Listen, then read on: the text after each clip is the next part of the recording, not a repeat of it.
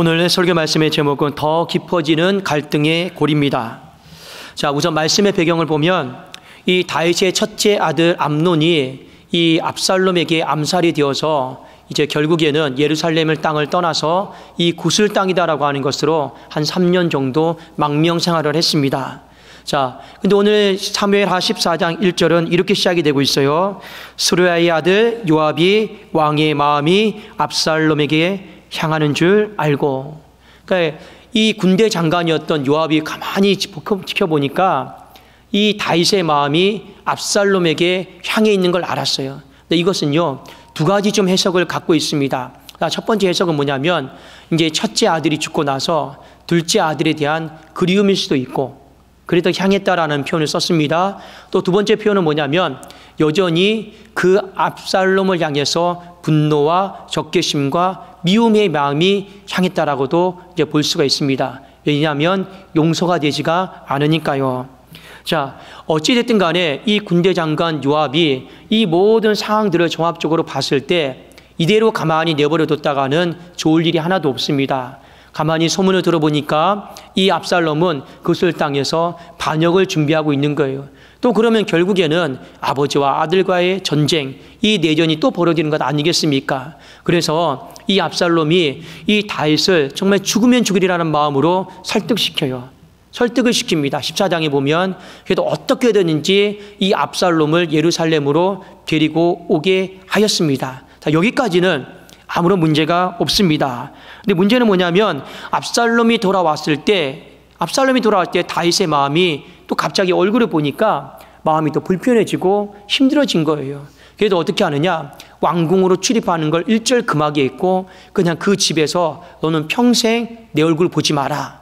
그렇게 해버린 거예요. 자, 사무엘하 14장 24절에 보면 왕이 이르되 그를 그의 집으로 물러가게 하여 내 얼굴을 볼 수 없게 하라 하매 압살롬이 자기 집으로 돌아가고 왕의 얼굴을 보지 못하니라. 자, 그런데 이런 아버지의 조치가 압살롬으로 하여금 다시 한번 또 마음의 부당함, 내가 부당한 대우를 받고 있다, 내가 뭘 그렇게 잘못했다고 내가 이런 대우를 받아야 되느냐, 또 이렇게 반역의 쓴뿌리들, 이 뭐랄까요, 독초와 같은 마음들, 배반의 마음들을 자꾸만 생기게 되었어요. 왜요? 아니, 불렀으면 다시 회복을 시켜주는 거지.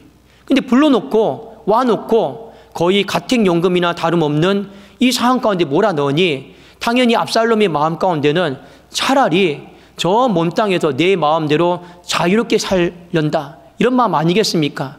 괜히 아버지 집 옆에 왔는데 집은 못 들어가고 감시나 받고 있고, 이것이 당연히 압살롬의 마음에는 불평이요, 반역이요, 쓴뿌리가 될 수밖에 없는 그런 마음이었습니다. 자, 당연히 이 압살롬은 내가 부당하게 대우받고 있다라는 그런 생각을 가질 수밖에 없었고, 이런 상태가 또 2년이라고 하는 시간이 또 흐르게 되었습니다. 그래서 사무엘하 14장 28절에는 압살롬이 이태 동안 2년을 이야기합니다. 예루살렘에 있으되 왕의 얼굴을 보지 못하였으므로. 자, 압살롬이 예루살렘으로 돌아온 지 2년이 되었는데 상황은 바뀐 게 아무것도 없어요. 그 점점 이 여론이 형성이 됩니다. 이 백성들이 바라봤을 때 압살롬이 부당하게 대우받고 있다, 그리고 압살롬이 불쌍하다. 그런데 우리가 읽었던 본문의 말씀에 보면 갑자기 압살롬의 외모에 대해서 나오죠. 그의 머리 정수리부터 발바닥까지 흠잡을 데가 없이 아름다운 용모, 아름다운 외모를 갖고 있는 사람이었습니다. 그리고 유전도 얼마나 좋았는지 그가 낳는 자녀들도요, 굉장히 미모였고 다 멋있는 사람들이었어요. 머리도 굉장히 금발에다가요 예뻤고요. 이런 사람인데 자꾸만 시간이 지나면 지날수록 다윗에 대한 이 백성들의 마음은 안 좋아지고, 이 압살롬에 대해서는 불쌍하다, 궁일하다, 왜 꼭 그렇게까지 할 필요가 있을까? 상황은 점점 더 이렇게 바뀌어가게 되었습니다. 자, 이런 어떤 여론에 힘입어서 압살롬이 요압에게 그냥 SOS를 요청합니다. 호출합니다. 요압 장군님, 한 번만 오셔서 나 좀 도와주세요. 몇 번을 사람을 보내요, 도와달라고. 그런데 이 요압 장군이 반응하지 않아요. 도와주질 않아요. 왜 그러느냐? 요압이다라고 하는 이 사람은 굉장히 계산적인 사람이거든요. 현실적인 사람이거든요. 처음에는 이 상황 돌아가는 걸 보니까 장자 암논이 죽었으니 당연히 둘째 아들이 왕이 되겠구나. 그러니 내가 이 왕을 될 사람을 데리고 오면 훗날에 내 자리도 보존되겠구나. 이런 마음들이 좀 많이 있었던 것 같아요. 근데 막상 데리고 와보니 다윗이 압살롬을 되게 싫어해요.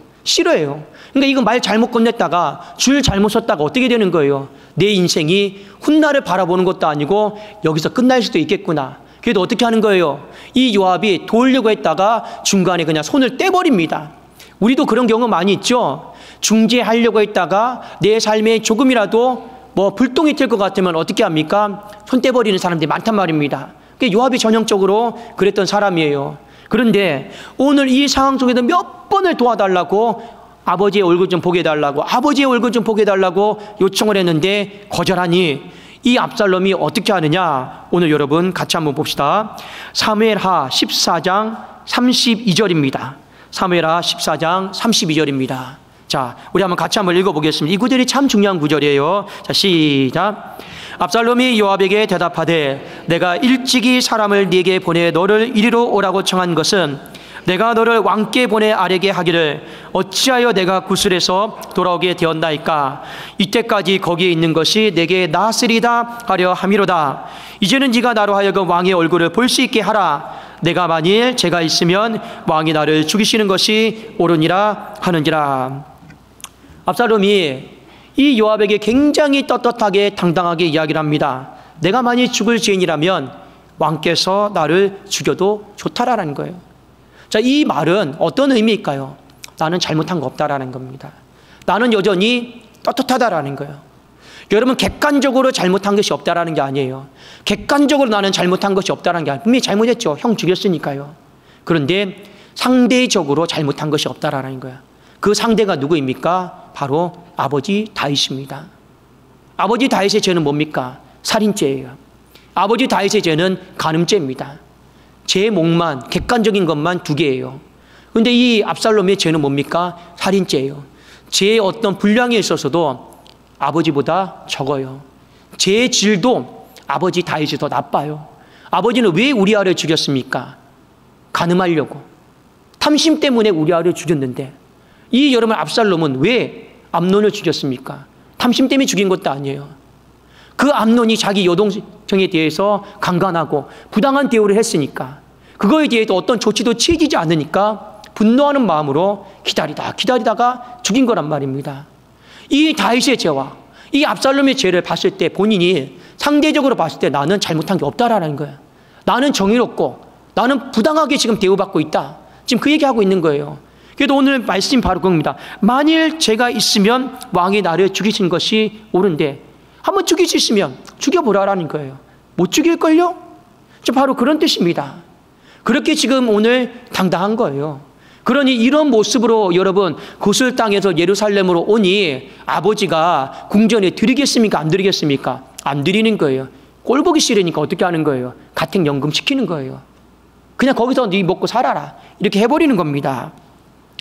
여러분, 오늘 이 말씀에 보니까 갈등의 골만 더 깊어져요. 이미 두 사람 안에 골이 있었어요. 골이 있었습니다. 근데 오늘 사무엘하 14장 말씀이 상당히 가슴 아픈 건 뭐냐? 이 골이 더 깊어진 것이 문제인 거예요. 왜 골이 깊어졌느냐? 상황과 환경 때문에 골이 깊어진 게 아니에요. 다윗이 처신을 잘못해서 골이 깊어진 거고 압살롬이 처신을 잘못해서 골이 깊어진 거예요.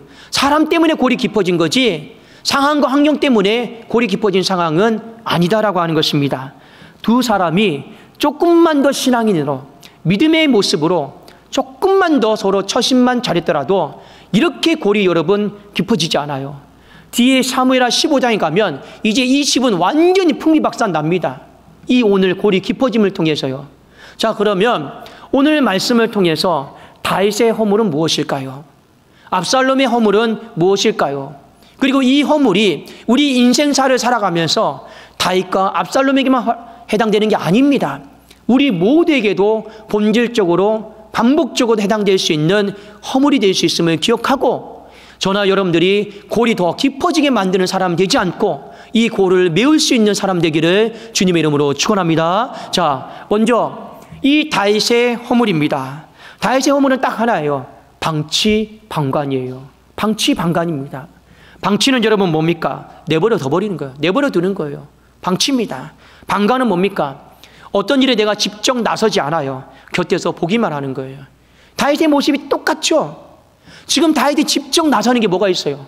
전부 다 가운데서 요압이 나서고 있고 옆에서 곁에서 보기만 하고 있어요. 이게 바로 방관입니다. 방관. 방치하고 있고 방관하고 있습니다.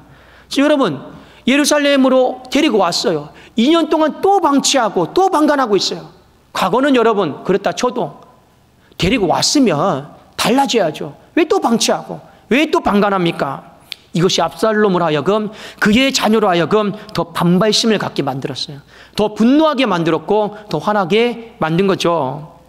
어떻게 되든 간에 다윗은 이 문제를 적극적으로 수습을 해야만 했어요. 여러분 우리가 어떤 일에 대해서 방치하고 방관하면 여러분 안 됩니다. 일이 더 커져요. 제가 한 가지 예를 말씀을 드릴게요. 우리 사무엘상 2장에 보면 엘리 제사장이 나옵니다. 엘리 제사장에게도 두 아들이 있었어요. 홈리와 비누아스입니다. 근데 이 홈리와 비누아스가 하나님 앞에 저주받아 죽어요. 그 원인이 뭔지 아십니까? 엘리 제사장, 이 아버지의 방치, 이 아버지의 방관 때문에 그렇습니다. 자, 제가 한번 읽어드릴게요. 사무엘상 2장 22절, 23절입니다. 엘리가 매우 늙었더니 그의 아들들이 온 이스라엘에게 행한 모든 일과 해망문에서 수종드는 여인들과 동침하였음을 듣고 그들에게 이르되 너희가 어찌하여 이런 일을 하느냐? 내가 너희의 악행을 이 모든 백성에게 듣노라. 듣고 끝내버렸어요. 자녀들 마음 상하지 않게 하려고. 근데 그렇게 끝낸 거예요. 방치한 거예요. 그러니까 이 아들들이 어떻게 합니까? 또 똑같이 동침하고 나쁜 짓 저지르고 훔치고 도둑질하고 그렇게 사는 거예요. 자, 그랬더니 엘리의 방치 때문에 어떤 일이 벌어지느냐? 하나님이 개입해버려요. 근데 그 하나님의 개입은 좋은 개입이 아닙니다. 나쁜 개입이에요. 그 엘리의 두 아들을 하나님이 죽이시기로 작정하신 거예요. 엘리가 방치하니까. 결국에 그 두 아들은 누가 죽인 겁니까? 하나님이 죽인 게 아니에요. 엘리의 방치와 방관으로 그 아들의 생명을 잃어버린 거예요. 자, 사무엘상 2장 24절 25절입니다. 제가 한번 읽어드릴게요.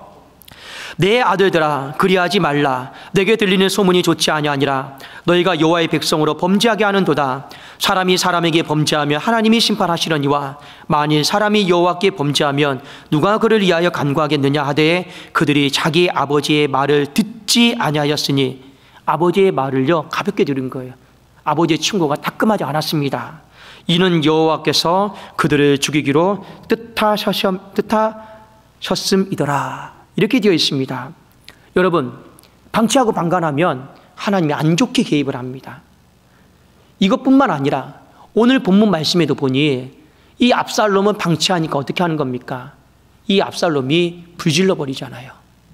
안 좋게 개입하니 이 쓴뿌리들이요 방치와 방관 속에서 생긴다라는 거예요. 이 부분 여러분들이 우리가 조심하셔야 되죠. 자, 다음으로 이 압살롬의 허물은 뭐냐? 배려가 없다라는 거예요. 배려가 없다라는 겁니다. 여러분 압살롬은 아버지를 누구보다도 다음 장자로서 배려해야 될 사람입니다. 지금 압살롬은 이 아버지의 상황을 누구보다도 잘 알고 있어요. 그 상황이다라고 하는 건 뭐냐면 이 아버지가 하나님 앞에 징계받고 있고 그리고 왕으로서 하나님의 말씀을 공의대로 집행하는 것이 자기 문제가 걸려 있으니까 다윗의 본인 문제가 걸려 있으니까 이 공의대로 하나님의 말씀을 집행하는 것이 누구보다도 어렵다라는 걸 이 아들은 알고 있어요.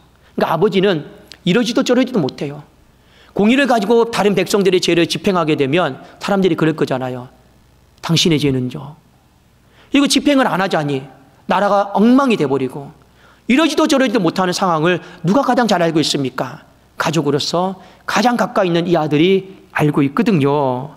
그러면 아버지를 좀 배려해 줘야 됩니다. 어떻게 배려를 해줘야 되느냐? 이 문제를 저 같으면 이렇게 해결할 것 같아요. 그가 구슬 땅에서 예루살렘으로 돌아왔을 때 이 말만 하면 됩니다. 어떤 말요? 아버지, 제가 옛날에는 몰랐는데 3년 동안 이렇게 망명생활 하다 보니까 제가 제 자신 좀 돌아봤습니다. 제가 제 자신을 돌아봤는데 너무 아버지 마음 아프게 했습니다. 제가 가족의 마음을 아프게 했습니다. 내가 죽일 놈입니다. 잘못했습니다. 이 한마디면요 다 끝나요.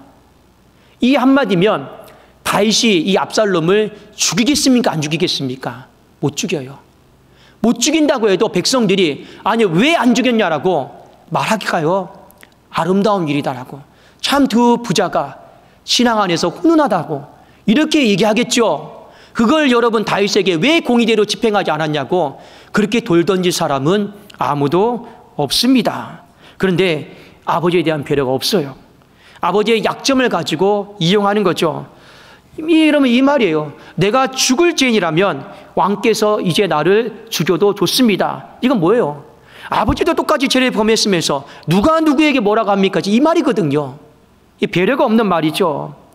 이 배려 없음을 통해서 이 가정의 골이 더 깊어지는 거예요. 사랑하는 여러분, 우리가 인생사를 살다 보면 사람과의 관계 문제가 되게 어려워요. 교회의 문제도 직장의 문제도 솔직히 일이 힘든 게 아니에요. 일은 여러분 밤이 새서 야근을 해서라도 하면 되는 거예요. 솔직히 뭐가 제일 힘든 거냐? 가정에서도 관계의 문제, 직장에서도 사람 관계의 문제, 교회에서도 여러분 일이 힘든 겁니까? 솔직히요? 솔직히 일이 힘든 게 아니에요. 관계의 문제가 어려운 거예요. 관계의 문제가 힘든 거예요. 그게 골이 깊단 말입니다. 그런데 문제는 뭐냐? 그 골이 우리가 서로 처신을 잘못함으로 말미암아 더 깊어지는 것이 이제 문제가 된다라는 거죠. 그런 측면에서 이 관계의 문제, 이 골이 깊어지는 것을 브레이크 걸고 우리가 좀 다시 중단시키고 회복시켜야 되는 오늘 이 시점이 있다라는 거죠. 그러기 위해서 오늘 다윗의 허물에 대해 다시 한번 내가 돌아봐야 되고 또 우리가 압살롬의 허물에 대해서 다시 한번 돌아보셔야 되는 겁니다. 자, 한번 적용점에서 다윗의 허물입니다. 나도 과연 하나님 앞에서 신앙 가운데 방치하고 있는 건 없는지, 나도 내 삶 속에서 마땅히 해야 될 중직으로서 내가 하나님 직분자로서 방치하고 있는 건 없는지, 그 여러분 하나님 앞에 돌아보셔야 되는 거예요. 예배를 방치하고 있는 건 없는지, 섬김을 방치하고 있는 건 없는지, 그거 다 돌아보셔야 되는 거예요. 그게 나중에 반드시 쓴뿌리가 됩니다. 누군가 불지를 거예요. 반드시 하나님이 안 좋은 쪽으로 개입하게 되십니다. 여러분, 우리 사람과의 관계 속에서도 방치하고 방관하는 것이 없는지를 잘 우리가 돌아봐야 되는 거죠. 우리가 수직적으로 방치하고 방관하든 수평적으로 방치하고 방관하든 이것은 반드시 좋은 일은 아니에요. 쓴뿌리가 나게 되고 반역의 마음을 갖게 만들고 불지르게 만든다라는 겁니다. 좋지 않은 거예요. 여러분, 우리가 인간이 솔직히 그렇습니다. 머리 아픈 일은 손대기 싫어해요. 솔직히 우리 머리 아픈 일 뭐 합니까? 골 아프다고 그러죠. 골 아픈 일은 솔직히 어떻게 합니까? 손대기 싫어해요. 거기에 발을 딛기를 꺼려해요. 그 문제 해결을 위해서 발벗고 나서기를 원치를 않아요. 여러분, 솔직히 가슴에 손을 얹고 생각해 보십시오. 직장생활도 가정도, 여러분 교회 생활도 불편한 사람이 있으면 문제 풀려고 해결하려고 애를 씁니까? 아니면 어떻게 합니까? 안 보고 말지. 피해버리고. 그리고 나 저 사람과 절대로 같이 일 안 하게 해달라고. 나 저 사람과 절대로 같은 구역에 안 묵게 해달라고. 솔직히 그렇게 해결하고 있지 않습니까? 그게 다 방치죠. 그게 다 방관하는 거 아닙니까? 그게 우리들의 모습이에요. 그런데 여러분, 이 방치 방관이요, 오늘 성경에 보면 다윗이 무려 7년 동안 했어요. 이 압살롬이 암놈 죽이고 나서 2년 동안 방치했죠. 3년 동안 망명생활 동안 방치했죠. 돌아와서 예루살렘에 2년 동안 방치했죠. 7년의 시간이 훌쩍 가더라라는 거예요. 한 가정 안에, 한 공동체 안에 있으면서도 7년이 무엇이겠습니까? 10년, 20년 죽는 날까지 방관하고 방치하면서 살아가는 사람들이 너무나도 솔직히 많이 있습니다. 사랑하는 여러분, 문제는 절대로 방치하고 방관하면 안 돼요. 방치하고 방관하면 반드시 반역의 마음만, 쓴뿌리만 생기고 뭐랄까요? 불지르는 일만 생기게 되어 있습니다. 문제는 어떻게 해야 될까요? 하나님 앞에 맡기셔야 돼요. 그래도 여러분, 베드로전서 5장 7절에 보면 너희 염려, 솔직히 염려다라고 하는 것 가볍게 생각하지 마세요. 이러지도 못하고 저러지도 못하고 해결이 안 되는 게 내 안에 염려로 남아있는 겁니다. 너희 염려를 주께 뭐 하라고 했습니까? 방치하지 말고 방관하지 말고 맡기라고 했어요. 맡기라고 했습니다. 그러면 하나님께서 어떻게 하십니까? 그 염려, 그 문제를, 손댈 수 없는 문제를 어떻게 하시는 거예요? 맞설 수 있는 힘을 주시고 권고해 주시고 돌봐주신 줄로 믿습니다. 문제는 그렇게 여러분 동참하고 돌파해 나가야 되는 거예요. 근데 문제는 뭐냐? 다윗의 마음에 이런 마음이 없어요. 왜 그렇게 되는지 모르겠어요. 이런 마음이 엘리의 마음에도 없고 다윗의 마음에도 없는 겁니다. 그러니 그 가정 안에, 공동체 안에 쓴뿌리들이 그냥 계속 생기고 있어요. 이 반역의 마음들이, 불지르고 싶은 마음들이 계속 생기고 있는 거예요. 여러분이 하나님 앞에 신앙의 의무에 대해서도 방치하고 있잖아요. 당장이 편할지 모르겠습니다. 당장이 여러분 진짜 편할지는 모르겠습니다. 죄송하지만 여러분 안에 반드시 때가 되면 누가 불질러 버릴 거예요. 마귀가 불을 지르듯 불질러 버릴 겁니다. 쓴뿌리가 생기거든요. 반역의 마음이 생기거든요. 그래도 이 방치와 방관에 대해서 골이 깊어지게 만드는 것이니 우리 피차간에 조심해야 된다라는 거예요. 하나님 앞에서도 조심하고 서로에게도 조심해야 된다는 거예요. 두 번째, 이 압살롬의 배려 없음입니다. 여러분, 배려다라고 하는 건 이 국어사전적인 의미는 이렇습니다. 도와주거나 보살펴 주려는 마음을 배려라고 합니다. 자, 그런데 이 배려는 강한 자가 배려할까요? 약한 자가 배려할까요? 강한 자가 배려할까요? 약한 자가 배려할까요? 당연히 강한 자가 배려하는 거 맞습니다. 약한 자가 배려하지 않아요. 그러면 여러분들에게 제가 한번 질문을 던지겠습니다. 다윗이 지금 강한 자일까요? 압살롬이 강한 자일까요? 누가 강한 자일까요? 누가 강한 자처럼 보이십니까? 육적으로 보면 다윗은 궁전에만 있는 껍데기 왕이에요, 지금요. 모든 여러분 여론은 누구에게 향해 있습니까? 압살롬에게 향해 있어요. 압살롬 젊어요. 압살롬이 강한 자입니다. 압살롬이 강한 자예요. 그러면 압살롬이 이 약한 자인 아버지를 향해서 어떻게 해야 되느냐? 배려해 줘야 돼요. 도와주고 보살펴 주려고 해야 되는 거예요. 맞아요. 그러면 이 문맥 속에서 어떻게 도와주고 보살펴 주느냐? 딱 이렇게 하면 돼요. 지금 딱 이렇게 하면 됩니다. 아버지, 제가 생각해 봤는데 제가 100번이고 1000번이고 제가 잘못했습니다. 제가 아버지 마음 아프게 했습니다. 괴롭게 했습니다. 딱 자기 이야기만 하면 돼요. 딱 자기 상황만 이야기하면 돼요. 그런데 압살롬은 어떻게 합니까? 자기 이야기만 하지 않아요. 아버지 이야기를 끄집어들어요. 아버지도 잘못하지 않았습니까? 아버지도 더 죄짓지 않았습니까? 근데 누가 누구에게 지금 감히 말씀을 집행한다고요? 딱 자기 이야기만 하면 돼요. 자기 이야기만. 내가 잘못한 이야기만. 내가 부족한 이야기만 하면 되는 거예요. 근데 인생이 어떠냐? 여러분 사람과의 관계를 보면 다 그래요. 절대 자기 이야기만 하지 않습니다. 내가 잘못한 이야기만 하지 않아요. 저 사람이 저렇게 했어요. 저 사람은 나보다 더 잘못했어요. 그래서 내가 피해자예요. 내가 억울해요. 우리는 모든 문제들을요, 배려 없이 그냥 문제를 풀어가요. 그러니까 여러분, 평화가 임하겠습니까? 골만 더 깊어지는 게 골만 더 깊어지는 거예요. 이 압살롬은 오늘 아버지 앞에 와서 절대 아버지 얘기는 알아도 안 해야 되는 거예요. 할 필요도 없고요. 그거 하는 순간 아버지에 대한 배려가 없는 거예요. 아버지 이러지도 저러지도 하나님 앞에서도 백성 앞에서도 못하고 있잖아요. 그게 아버지의 약점이잖아요. 그럼 이 상황을 해결하려면 어떻게 해야 됩니까? 아버지 얘기는 입 밖에 내면 안 돼요. 꺼내면 안 돼요. 그냥 내 잘못, 내 허물 이것만 얘기하면 여러분 이 문제는 하나님 보시기에도 다 해결이 되는 것이고 백성들 보기에도 다 해결이 되는 거예요. 근데 뭐가 없는 거예요? 배려가 없어요. 배려가 없습니다. 그냥 다른 사람의 상황까지 여러분 2년, 3년, 5년, 6년, 10년 전까지 다 끄집어 와서 그냥 다 결산하자라는 거예요, 오늘. 그러니 여러분, 골이 더 깊어지겠습니까? 안 깊어지겠습니까? 여러분, 부모와 자녀 간에 마찬가지예요. 이런저런 어떤 문제 가지고 다투죠. 그러면 꼭 여러분 이야기가 어디로 가는지 아십니까? 그러면 어머니가, 그러면 아버지가 나한테 어릴 때 뭐 해줬는데? 꼭 이야기가 이렇게 가요. 그러니 여러분 그 갈등의 골이 깊어질 수밖에 없죠. 뭐가 없는 거예요? 자녀가 부모를 향해서 배려가 없는 거예요. 배려가 없는 거예요. 이런 일들 때문에 오늘 가정이 풍비박산이 나고 교회가 풍비박산이 나는 것이죠. 그렇지 않겠습니까? 사랑하는 여러분, 다른 사람을 향한 배려, 또 우리가 어떤 일에 대해서 사람과 어떤 현상에 대해서 방관하지 않고 방치하지 않는 것이 우리가 생각하는 것 이상으로 엄청나게 중요한 문제입니다. 여러분 시간 5년, 7년요? 금방 가버려요.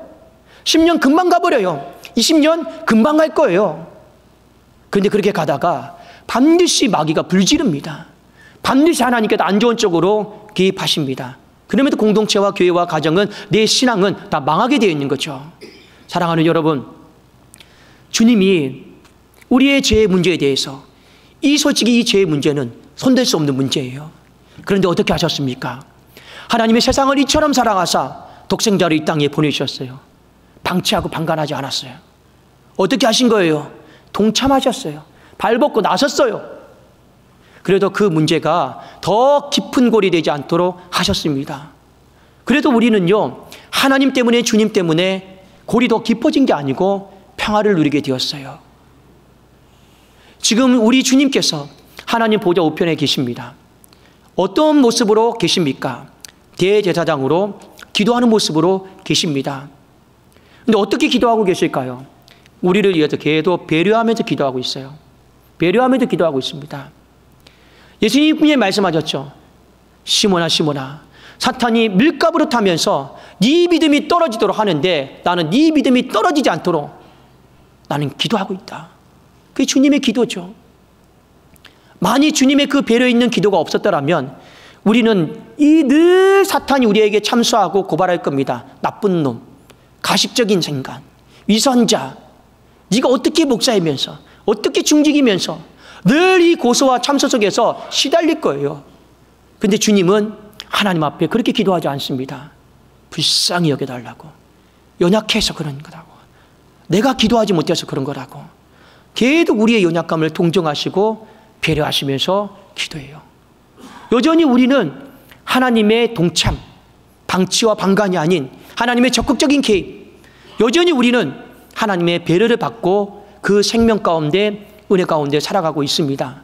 그런데 세상 사람들은 그렇다 할지라도 우리 신앙인 만큼은, 다윗만큼은, 압살롬만큼은 어떻게 살아야겠냐라는 거예요. 근데 세상보다 더 못하게 살아가고 있어요. 방치예요. 방관해요. 한 공동체 안에, 한 가정 안에 있으면서 그냥 인사 안 하는 게 능사입니까? 피하는 게 능사입니까? 같이 소속이 안 되면 여러분 다 해결되는 겁니까? 죄송한 말이지만 그 순간만큼은 편할지 모르겠습니다. 반드시 마귀가 불지릅니다. 반드시 하나님이 안 좋게 개입을 하셔요. 그걸 여러분들이 두렵고 떨린 마음으로 생각하셔야 되는 거예요. 정말 가정과 교회 공동체 안에 부자와 부녀든 여러분 그 가정 안에 필요한 게 뭘까요? 배려예요. 배려. 배려입니다. 서로를 잘 배려해 주십시오.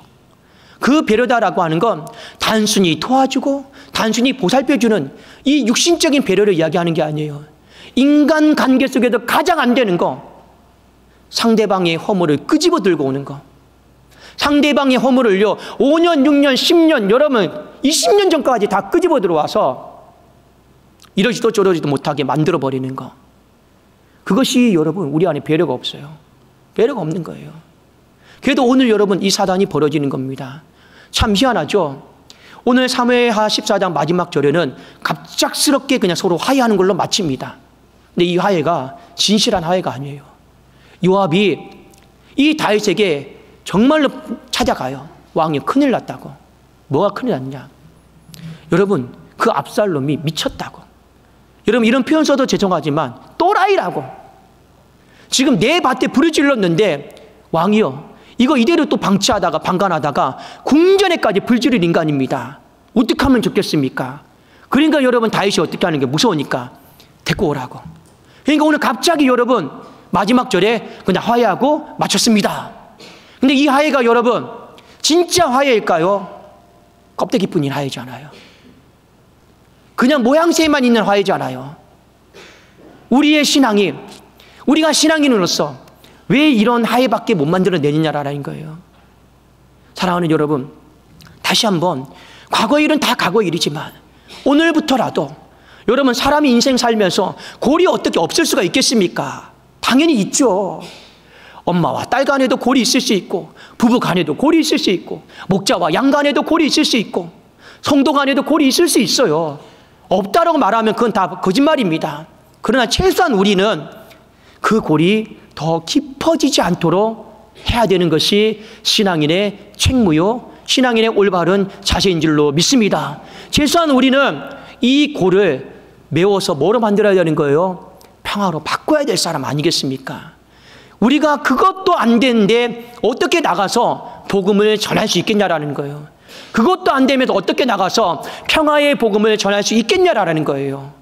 오늘 저와 여러분들이 이 말씀 잘 기억하시고 우리 올 한 해가 더 깊어지는, 갈등이 더 깊어지는 골이 되지 않고 하나님의 평화가 더 깊어지는 은혜의 강이 되기를 주님의 이름으로 축원합니다. 기도하겠습니다.